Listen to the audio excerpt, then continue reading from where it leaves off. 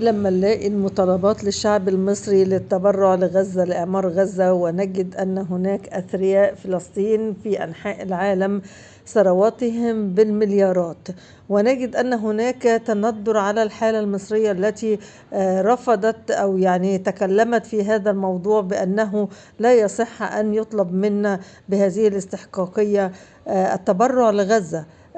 مصر تبرعت كثيرا وأولاد مصر تبرعوا كثيرا، وعلى الرغم أن هذا ليس من واجبهم، ولكنهم تبرعوا كثيرا بالقوافل التي تذهب إلى غزة، والتي يكون الرد عليها بالشتائم أو التندر محتويات هذه القوافل، ولكننا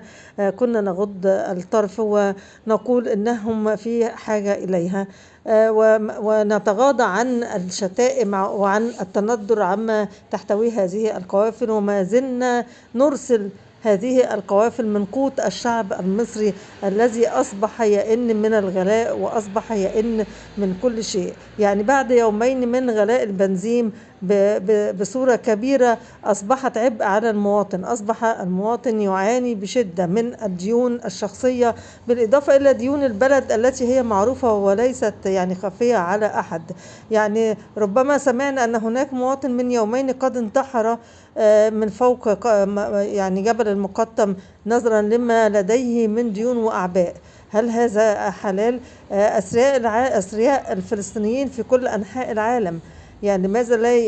يمدون يد العون لبلادهم كما يحدث في أي بلد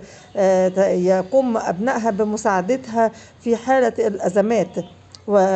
أن لهم من هذه الثروات أن لهم،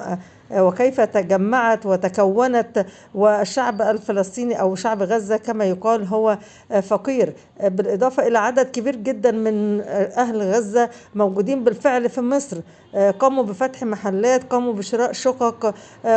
قمنا باستضافتهم في المستشفيات على حساب المواطن المصري أيضا، ولكن أيضا لا نجد من يشكر المواطن المصري. ليخرج علينا الإعلامي عمرو أديب ليتندر عن